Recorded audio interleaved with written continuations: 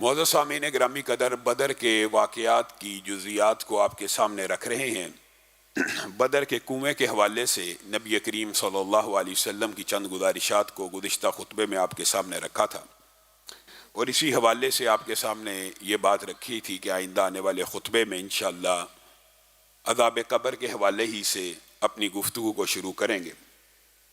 معزز سامعین گرامی قدر، عصر حاضر میں فتنہ انکار حدیث اس قدر بڑھ چکا ہے، اور اگر حقیقت میں غور کیا جائے تو اسلام میں جتنے بھی فتنے آئے ہیں ان کی سب سے بڑی وجہ اگر کوئی ہے تو وہ انکار حدیث ہے۔ کسی نے ایک حدیث کا انکار کیا، کسی نے 2 کا کیا، کسی نے 3 کا کیا۔ فتنہ اس وقت تک فتنہ بنتا ہی نہیں جب تک آسمان سے نازل ہونے والی وحی کی 2 صورتوں میں سے کسی ایک صورت کا انکار نہ کر دیا جائے۔ آسمان سے اللہ نے وحی نازل کی ہے، ایک کلام اللہ یعنی کتاب ہے، یہ قرآن پاک ہے، اور دوسرا رسول اللہ صلی اللہ علیہ وسلم کا فرمان ہے۔ قرآن پاک رسول اللہ صلی اللہ علیہ وسلم کے اوپر نازل کیا گیا تاکہ آپ لوگوں کو کھول کھول کر بیان کریں کہ جو چیز ان کے اوپر نازل ہوئی ہے اس کے احکامات کیا ہیں، اس کی تشریحات کیا ہیں۔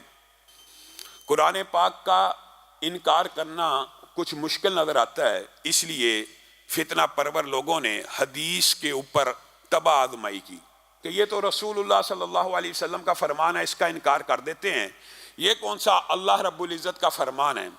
حقیقت بات تو یہ ہے کہ اگرچہ وہ الفاظ رسول اللہ کے ہیں لیکن حکم وہ بھی اللہ ہی کا ہے، تو حدیث کا انکار کرنے والا حقیقت میں قرآن ہی کا انکار کر رہا ہوتا ہے۔ منکرین حدیث کہتے ہیں جی قرآن پاک 23 سال میں نازل ہوا، تدریجاً نازل ہوا۔ ان سے کوئی بندہ پوچھے کہ 23 سال میں نازل ہوا، یہ قرآن پاک کی کون سی آیت ہے کہ جہاں پہ لکھا ہے قرآن پاک 23 سال میں نازل ہوا؟ نبی کریم صلی اللہ علیہ وسلم کی حدیث کے بغیر دنیا میں کوئی شخص یہ دعویٰ نہیں کر سکتا یہ اللہ کی کتاب ہے اور یہ قرآن اللہ کی طرف سے نازل ہوا اور یہ کلام اللہ، یہ قرآن اللہ ہی کی کتاب ہے۔ قرآن اللہ کی کتاب ہے، آپ کو اور مجھے کس نے بتایا؟ رسول اللہ صلی اللہ علیہ وسلم نے۔ اگر رسول اللہ کی حدیث کو مائنس کر کے کوئی بندہ یہ کہے گا میں قرآن پہ ایمان لایا ہوں، وہ اپنے دعوے میں جھوٹا ہے۔ قرآن اس کے اوپر نازل نہیں ہوا، قرآن رسول اللہ صلی اللہ علیہ وسلم پہ نازل ہوا۔ رسول اللہ نے کہا یہ قرآن ہے، یہ کتاب اللہ ہے، یہ کلام اللہ ہے۔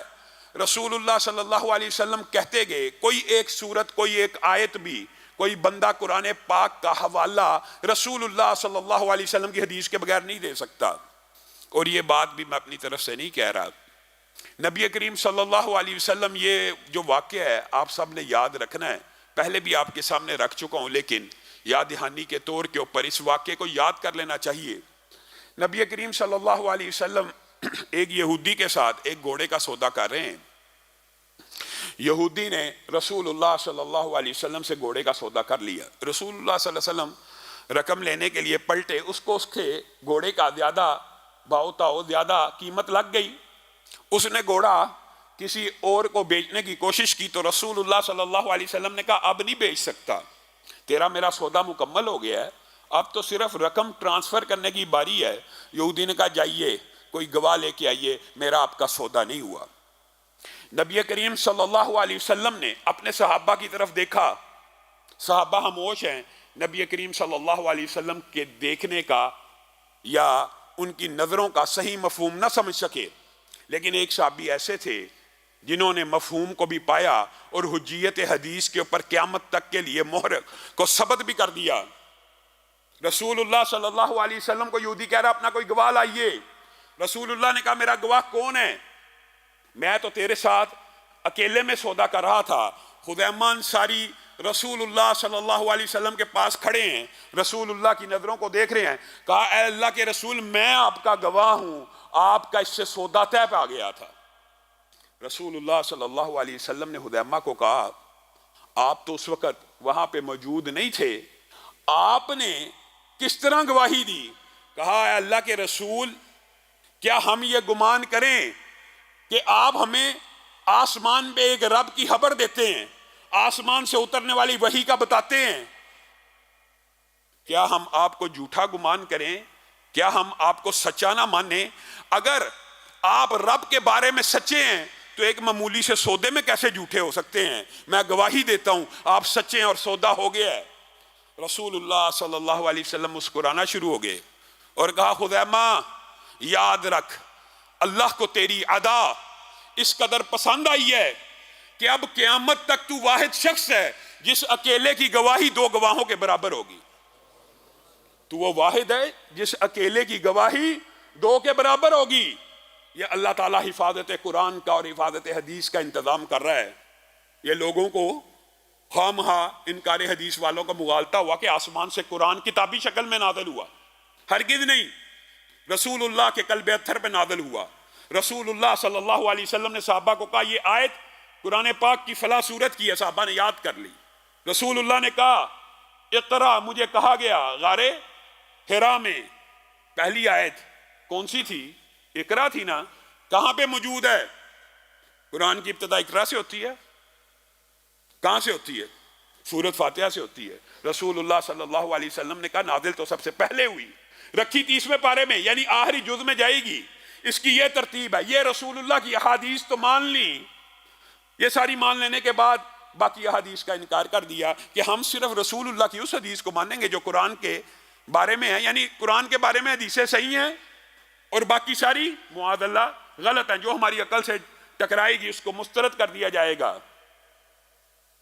زید بن ثابت کو جب قرآن پاک کمپائل کرنے کی ڈیوٹی دی گئی، قرآن پاک کی آیتیں لکھ رہے ہیں، تو سنا فلاں حافظ سے سنی، فلاں سے سنی، فلاں سے سنی، اچھا قرآن کمپائل ہو رہا ہے۔ آپ کو یہ بھی کسی نے مغالطہ ڈالا ہوا ہے کہ قرآن پاک صحابہ نے جیسے قرآن پاک کو حفظ کیا اسی طرح حدیث کو حفظ کیا، جس طرح قرآن پاک صحابہ کی عدالت دیانت کا ثبوت ہے، اسی طرح قرآن پاک 23 سال میں نازل ہوا، صحابہ کی عدالت دیانت کا ثبوت ہے، صحابہ سے قرآن پاک لیا جا رہا ہے۔ اچھا سورت فاتحہ کے بعد کون سی سورت؟ بقرہ، فلاں آیت کے بعد فلاں، فلاں کے بعد فلاں، ساری قرآن پاک کو اکٹھا کر لیا گیا۔ قرآن پاک کمپائل ہو رہا ہے، ڈیوٹی آپ کو پتہ لمبا چوڑا واقعہ ہے، زید بن ثابت کی لگی تھی۔ قرآن پاک مکمل لکھا جا چکا ہے۔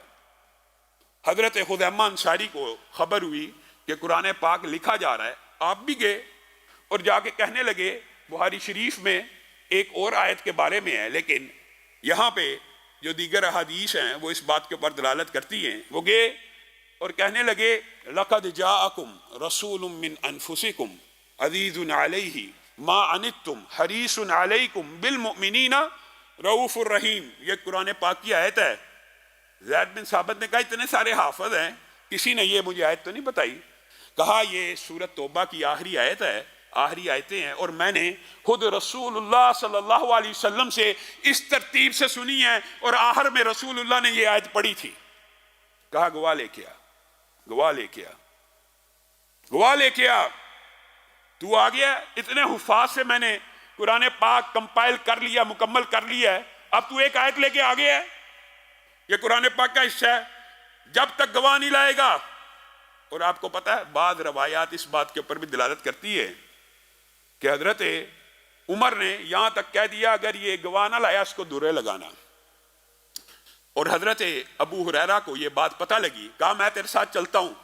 خزیمہ نے کہا تو نے بھی سنی تھی؟ کہا میں تیرے ساتھ چلتا ہوں، جو میں نے سنا تھا آج بیان کروں گا۔ تو یہ آیت کا گواہ ہے؟ ہاں میں گواہ ہوں۔ ابو ہریرہ کو ساتھ لے کے گئے۔ ابو ہریرہ نے اس وقت زید بن ثابت کو کہا خزیمہ جو قرآن پاک کی آیت کہتا لکھ لے، قرآن پاک میں داخل کر لے۔ کہا کیسے داخل کروں؟ کہا میں نے ان کانوں سے رسول اللہ کی یہ بات سنی تھی کہ قیامت تک خزیمہ کی اکیلے کی گواہی دو گواہوں کے برابر ہوگی۔